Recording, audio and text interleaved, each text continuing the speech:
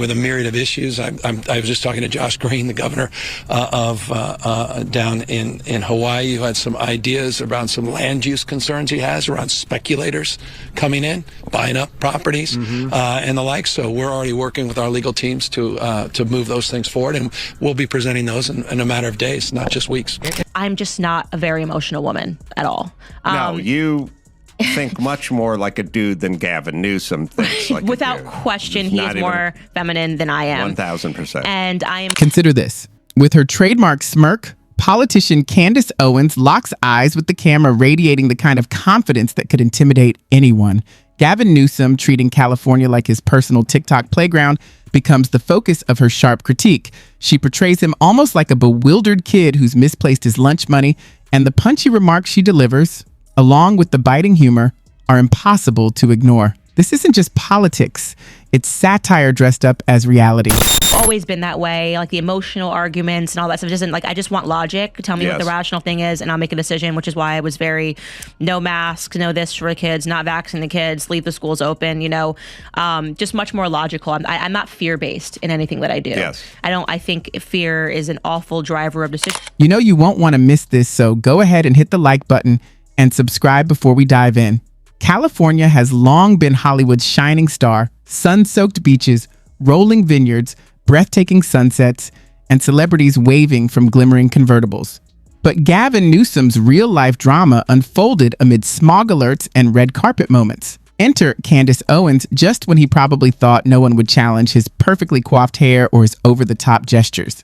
Armed with sharp insights, she's ready to pierce through the polished exterior and that ever-present, effortless smile. It always yields to completely irrational decision making when you're doing things out of any breath of emotion. And so that is sort of why I think that, a lot of women that are left leaning find me to be quite distasteful, because how could I not be neurotic and crazy and emotional and upset by the question, that I don't even consider.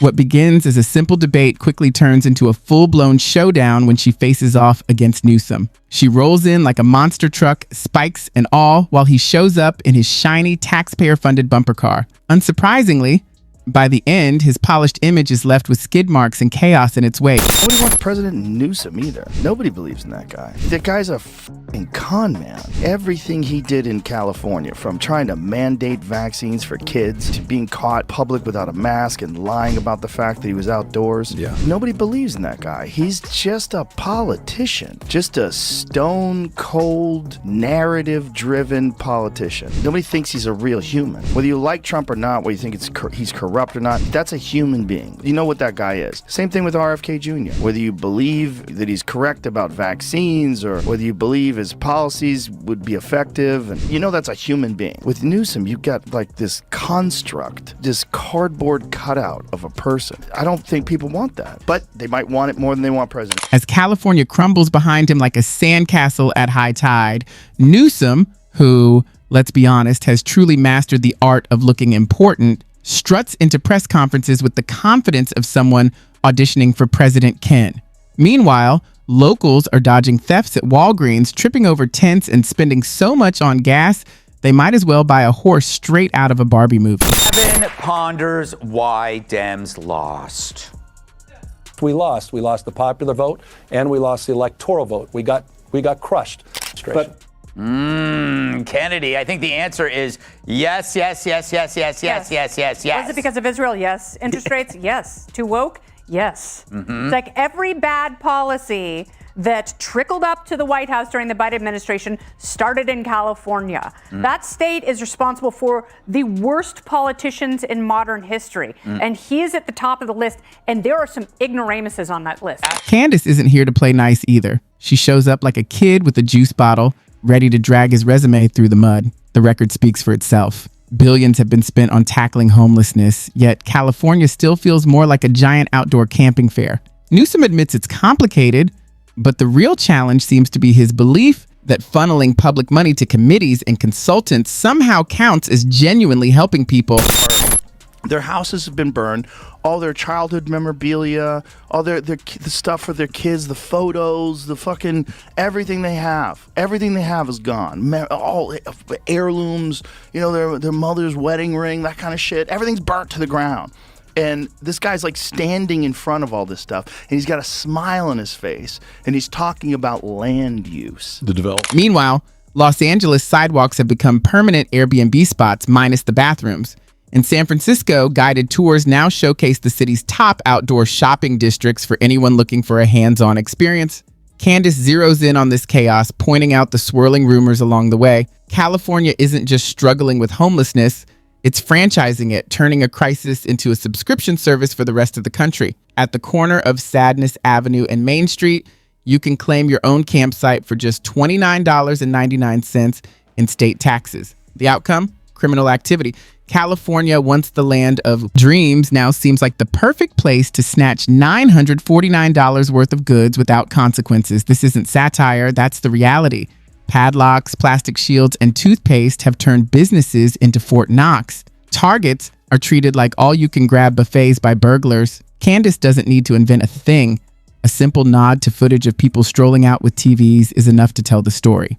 Meanwhile, Newsom smiles as if crime stats are just jealous social media trolls. His phrase, reimagining justice, politely translates to, we'd rather let criminals turn your living room into their next pawn shop. Naturally, Candace calls this legalized chaos progressive perfume. Guy who thinks he's going to run for president when, you know, so much of the state is absolutely unlivable. And so every project that he's championed, he's now trying to demonize conveniently. And people are not that dumb. Like, people have been through it in his state. They are sick of him. They want him to leave. And maybe that's why so many people around him are like, you should totally run for president. So he gets out of the state. Yes. Move away. Think again if you believe California had finished losing its residents. Compared to extras on a set, people are abandoning this failed pilot faster than anyone can call. Cut Florida and Texas are booming while the state keeps shrinking. And it's not just Disney World's barbecue pulling them away. Families are tired of paying sky-high rent just to dodge needles on the way to their cars. Businesses are fleeing like Saigon during the last helicopter lift. Newsom, of course, insists everything is perfect, like a waiter serving rat stew with a fancy garnish at a 5-star restaurant. Candace turns this exodus into a punchline, not just a critique. The most expensive U-Haul commercial ever? That's the result of California's population drain. When your governor becomes the main reason people move east, billboards are optional. Ironically, many of those leaving are the same progressive thinkers who once cheered the policies that sank the state, and now they're taking that same plan to Tennessee, Texas, and Arizona. What really delights Candace is that Newsom doesn't see failure, he sees opportunity. To him, California is a resume piece, a model for the country's future. It's like launching a paper airplane at NASA only for it to instantly burst into flames and somehow claiming that qualifies you for a promotion. That's Newsom's logic for why California should be admired. Made Gavin Newsom suddenly vulnerable to being recalled. It looked like Gavin Newsom was going to kind of cruise to a victory here and avoid the recall, but COVID might be changing things a little bit. Well, part of the reason I wrote the column was I am having a bit of a change of heart, and part of it is because last time I was on Glenn Beck's show with you, Glenn asked me, and I said that I didn't think that the recall was going to win, and I don't think that that's necessarily my position today. To be clear, I'm not betting that Gavin Newsom is going to lose. That would be just too good. The world doesn't seem to work that way. She doesn't hold back. California isn't run by Newsom. He's auditioning for the White House. Every speech, every photo op, every smug grin is part of a campaign he pretends doesn't exist. Meanwhile, he's busy oiling his hair and practicing how to blame Texas for everything while his own state struggles with electricity and water shortages. Candace turns California into Exhibit A. She doesn't just say it's failing, she lays out the reasons why the rest of the nation should be cautious. Crime is skyrocketing, infrastructure is crumbling, taxes are out of control, homelessness is on the rise, and green energy seems to be relying on fossil fuels to keep the lights on. California, she quips, is a cautionary tale of what happens when a governor believes that great hair can replace effective leadership, speeches can replace solutions, and style outweighs substance. Newsom keeps serving cliches like mints, presenting himself as America's cool uncle, with a permanent look of someone who just got a compliment. Candace jokes that the state would have gold-paved streets by now if charm and charisma could fill potholes, and of course, the entertainment factor is impossible to ignore. She expertly blends sarcasm with humor to roast her rivals. Progress, says Newsom. To her, it sounds like regression. Equity, he claims. She sees it as a weak defense. California is an example, so, he says. Yes, she quips. A model's before photo for a bankruptcy ad. He sharpens his lines and she sharpens hers, each one turning the other into a target of clever, biting humor. Well, in a kind of reptilian way. I mean, charming in the sense that his whole life is devoted to winning people over. Yes, kind of like Bill Clinton was, and I think he's good at it. But I also think, someone said to me the other day, Newsom could pass a lie detector test on saying anything. Like there's a coldness inside that he's allows a sociopath. I think he's a snake oil salesman. I think he's a liar, and I think that he destroyed the state of California. Full stop. I've got no love for Moreover, this isn't just politics. It's impossible for the public to ignore. It's a show. Newsom brings the glitz and glitter of Hollywood while Candace arrives in steel-toed boots. One is constantly pitching his future ambitions. The other is pointing out that his current project is already going up in flames. It's less a debate and more a reality show. Though the stakes remain high, California, Candace reminds everyone, is more than a troubled state. Its policies are invasive, persistent, and seem to appear when least expected. They spread like glitter. What starts in California often travels across the nation, from environmental mandates to soft-on-crime laws to overextended assistance programs. Her point is clear. America doesn't need another performance like this. This clash represents two very different futures. Newsom's California is progressive, draped in social justice imagery, and heavily reliant on government. Candace champions accountability, personal responsibility, and laws that don't treat crime as a lifestyle. It's not just words, it's a battle of philosophies. Candace Owens comes off like a stand-up comic with footnotes in this war, while Gavin Newsom resembles a motivational speaker trapped in an endless self-help loop, even when citing real facts. And of course, he's already working on The Hair Strikes Back, the trailer for Gavin 2028. A little over a week now, California Governor Gavin Newsom has been posting in the style of President Donald Trump. And he's getting a lot of admiration for it. So he's basically engaging in this trolling campaign, and he's been very successful with it on X. Many of those posts have actually racked up tens of thousands of likes. And look, it does play well in the paradigm of left versus right.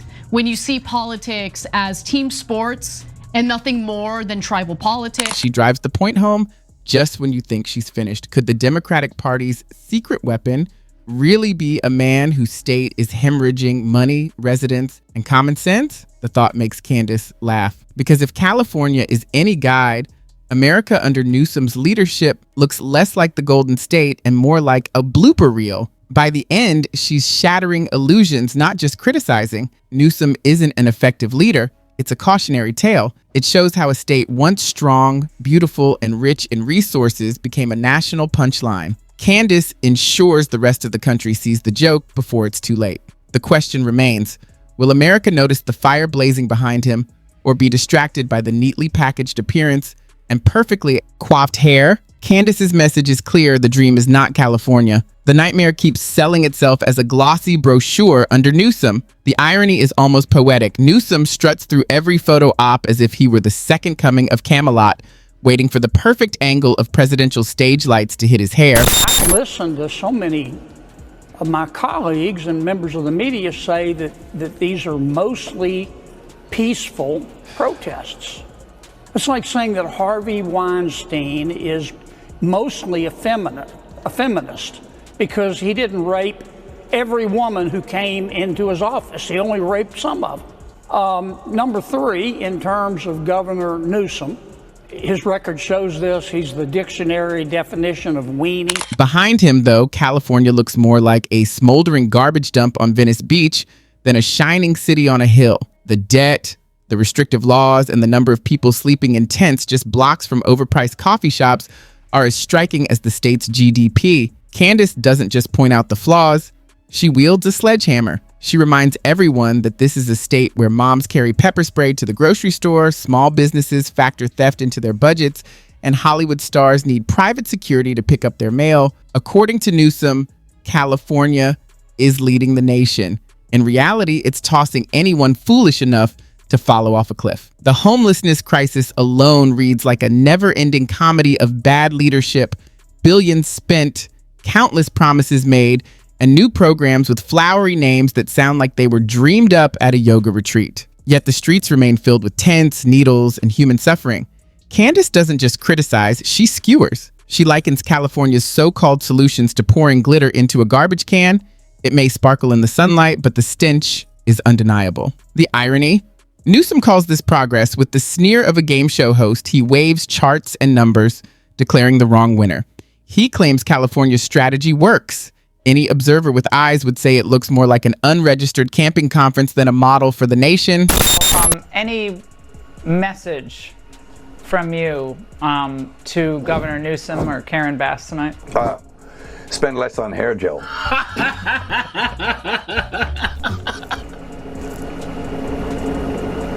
That's it. Yeah. You know, what can I say to them? Not big admirer of either. I don't like it. Next up, crime. In California, shoplifting has basically turned into a low-stakes hobby thanks to Newsom's innovative legislation. Remember when flipping sneakers was a side hustle? Now, thanks to Proposition 47, you can just grab them straight off the store shelf. No middleman required. Candace calls it a government-approved shopping spree, making it clear that offenders in Newsom's California are rewarded rather than punished. It's like a points system, except instead of badges, you get free items and applause for rethinking justice. Businesses are closing faster than Newsom can finish his next campaign speech. Even Walgreens, home to Advil and Band-Aids, has to guard deodorant like it's gold bullion, because in this state, even toothpaste requires a fortress, and that's before you factor in taxes. California's income tax is the highest in the nation, presumably to pay for sinkhole-sized potholes and crumbling infrastructure. Candace highlights the absurdity, paying top dollar for bargain bin governance, a state that serves stale crackers and flat soda while charging champagne prices. It's no wonder people are leaving in droves. This exodus looks less like a spontaneous move and more like a strategic retreat. Displaced Californians are flocking to Florida and Texas, and U-Haul trucks have become almost like black market treasures thanks to the high demand. Gavin, I moderated, I think you brought it up, I moderated the debate with DeSantis. And I have tried to reason with this man, and he does not listen, ever. Maybe, is this the tipping point for him? Did you get the feeling he really wants to change?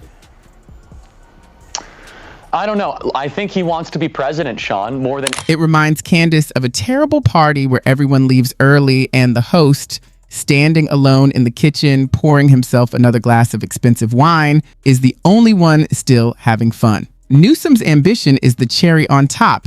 He believes his CV makes him qualified for the White House. As if the rest of America were clamoring for rolling blackouts, dirtier streets, and higher taxes, he presents California's record as something to brag about. Candace can't help but laugh at the absurdity, noting that if California is any guide, Newsom's vision for the country looks like a lecture from someone who failed Economics 101. Candace also knows how to make the personal conflict entertaining. Newsom's focus is all about appearances. Perfect hair, spotless clothes, and speeches seemingly rehearsed in front of a mirror.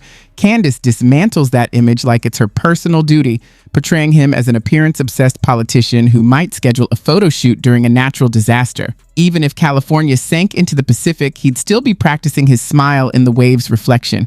Her delivery is what makes it so effective. Newsom's fancy terminology sounds like it was pulled from a PR intern's first thesaurus exercise. Candace, meanwhile, roasts the fluff with precision. What he calls visionary leadership, she hears as wishful thinking. When he says, California is a model, she retorts, California is the warning label on America's medicine bottle, in Spanish. Gavin Newsom and Karen Bass have already proven their incompetence and poor leadership during the Los Angeles wildfires. Now, as we experience rampant lawlessness and civil unrest, it's never been more clear California's in a state of turmoil. And I ask my fellow Angelinos, why are Gavin Newsom and Karen Bass still in office? The more Candace tears him down, the more Newsom's future ambitions start to look like a joke. Could this really be the Democratic Party's secret weapon? People are literally fleeing the state he leads. Candace suggests Republicans should be thanking him for making their job so easy. Because what screams vote for me louder than broken promises, sky-high taxes, and laws that make toothpaste pricier than a luxury car, she frames it as a choice the rest of America must face. Do you want to live in an expensive, unsafe, and collapsing version of Newsom's California? Or would you prefer leaders who actually recognize problems and deliver solutions? This isn't just a jab at one governor. It's a warning for anyone who thinks charm can replace competence. The clash between Gavin Newsom and Candace Owens is more than a debate. It's theater, it's satire, and it offers a preview of battles to come. One side is ripping back the curtain with facts, sharp wit, and zero tolerance for nonsense, while the other hides behind gloss, cliches, and rehearsed smiles. In the end, Newsom comes across less as a serious presidential contender and more as a living parody of everything that's wrong with American politics.